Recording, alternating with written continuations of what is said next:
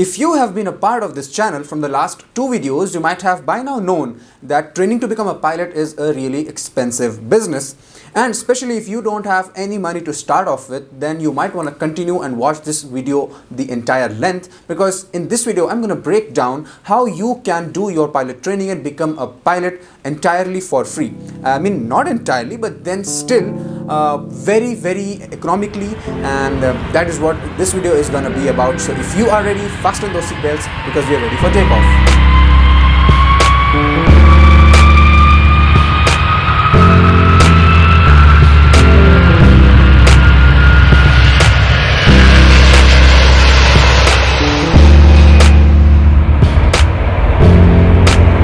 What's up, fellow viewers, and welcome back to the FlyTuber, Flying Simplified through YouTube.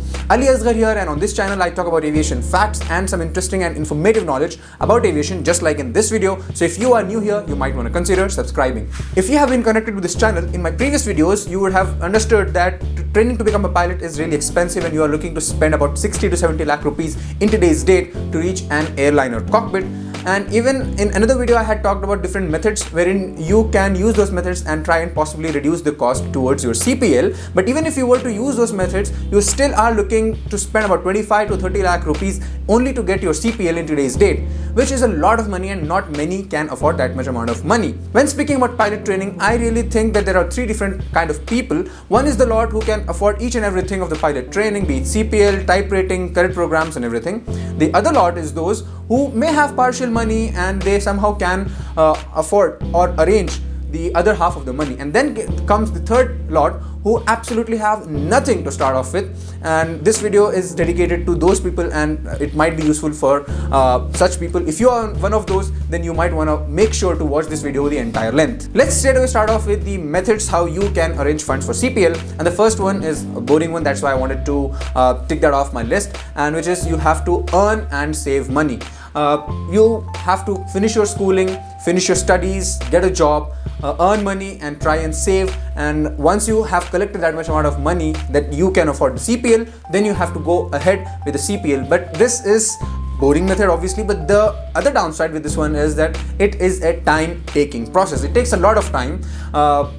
If you had money, then straight away after 12th you could have started your pilot training, but in this case you might have to get a graduation so that you get a good job wherein you can support your family and finances and also save money. But still there are people who had done it this way, and hats off to them, because they had that passion in them, they had that flame, it stayed, the passion of aviation stayed with them for 4 years, 8 years, 10 years. There are different stories, but still once they were in a good position, in a good financial position, they did come back to aviation.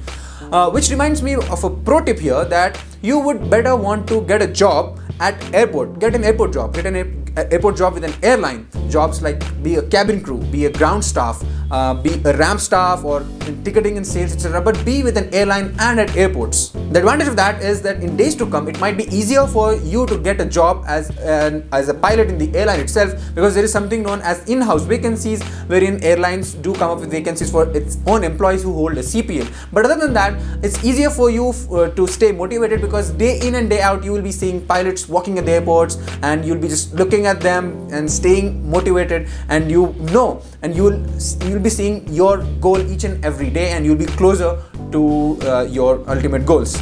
Which also reminds me of another story. You can look this up on Google, wherein a Nigerian sweeper, the cleaner of the aircraft, ultimately after 24 years of service with the airline, he worked his way up and became a pilot with his airline. Anyways, which staying motivated is of ultimate importance, because there are numerous stories wherein people did think that they'll go get a job, earn money and save it, and then come back to aviation, but ultimately that flame faded away, and that all enthusiasm and everything faded away, and they never returned back to aviation and flying. But now if you guys are like, bro, I'll lecture only, I already know how to become pilot by getting a job and saving money, etc, etc, but I want to become a pilot, I don't want to save money for my kids to become a pilot, tell me something else, no, wherein I can become a pilot.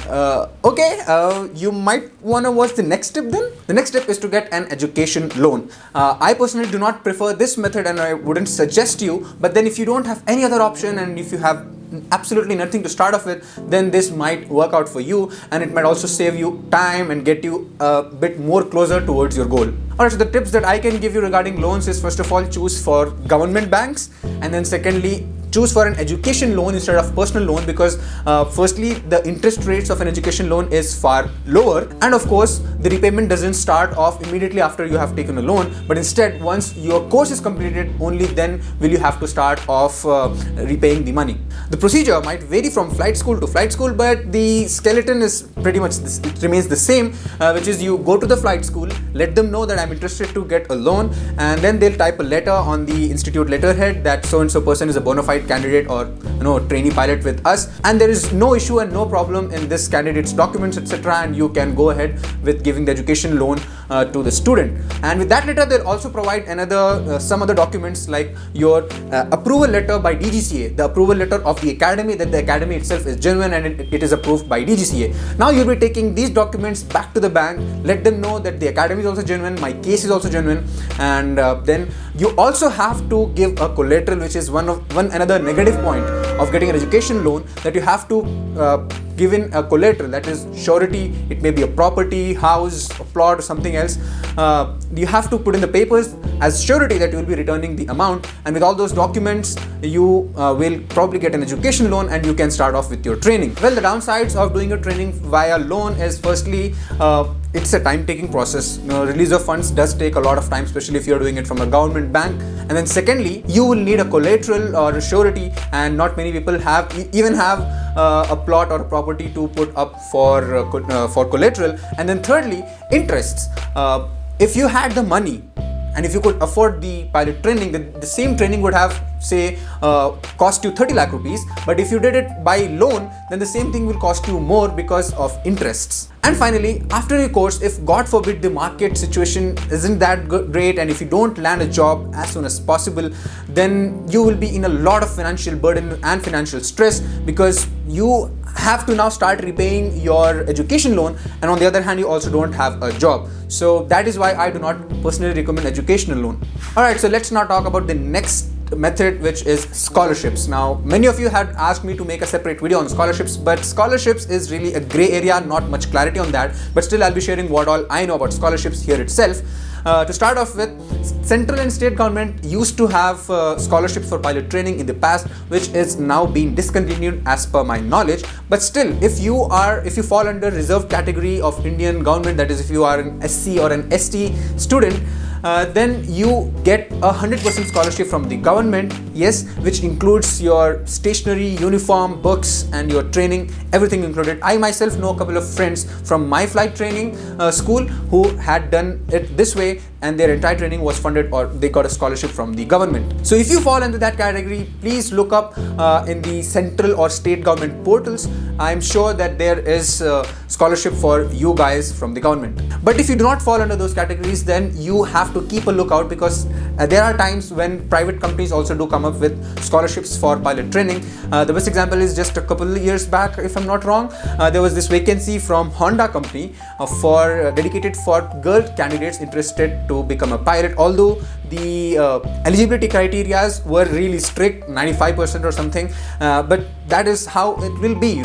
If there are very less scholarships, then it will be highly competitive, and everything comes for a price. If you can't pay the price in money, then you have to pay it in the sense of hard work. Now, if you do not fall under reserve category, and if you can't get a scholarship, or if there are no private companies coming up with scholarships, or if you don't have a property, something to put up as a collateral to get a loan, but still you are passionate and you have that zeal to become a pilot and to fly aircrafts, then the next method is absolutely free, wherein you can become a pilot without any cost. And I think many of you might have guessed it, but still let me give you the details. But before we continue, if you are getting value out of this video, then make sure to smash that like button and do subscribe to the channel and share this video with as many friends as possible, because we don't know for whom this video might turn out to be helpful. The next method is through Indian Armed Forces. The Indian Defense and Military have three different bodies, which is Indian Air Force, Indian Navy, and Indian Army, the military, right? The Indian Air Force obviously needs pilots to fly its very advanced fighter jets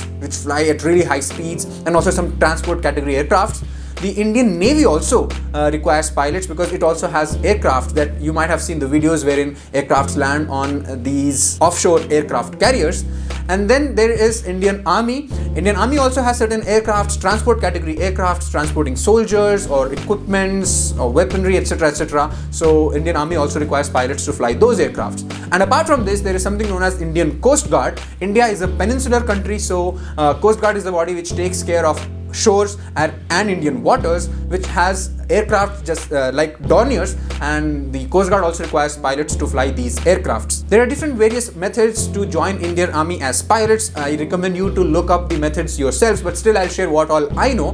The first method is through NDA. You give an NDA examination directly after your class 12th. The age criteria is 16.5 to 19.5, and the examination fees is just a mere 100 rupees. But you'll have to perform well in that because NDA is a combined examination for all the three bodies of Indian Army, and if you score well, then you get the chance to select which body of Indian Army would you want to serve, and then you can select Indian Air Force and become a pilot in Indian Air Force. Well, if you have already breached that age criteria of 19.5 years, then do not worry because there is something else known as CDS or Combined Defense Services Examination.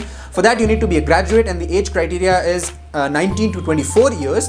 And once you pass that examination, there is also another phase known as an SSB examination, and once you are done with that selection process, you can once again be a pilot with Indian Armed Forces. And finally, there is a dedicated examination by the Air Force known as AFCAT or Air Force Common Admission Test. The age criteria for that is 20 to 24 years. The further details you can look it up directly on Google. All the details are provided over there. Be it any method, but once you get selected to fly aircraft for the Indian Armed Forces, the benefits are that firstly, you need not pay absolutely anything to the Indian government towards your training. In fact, you might also earn some stipend, very less amount of money, but still a stipend while you are getting trained. And apart from that, you will be having a whole lot of different experience flying these very fast aircrafts that fly at really high altitudes that we commercial pilots cannot even imagine of.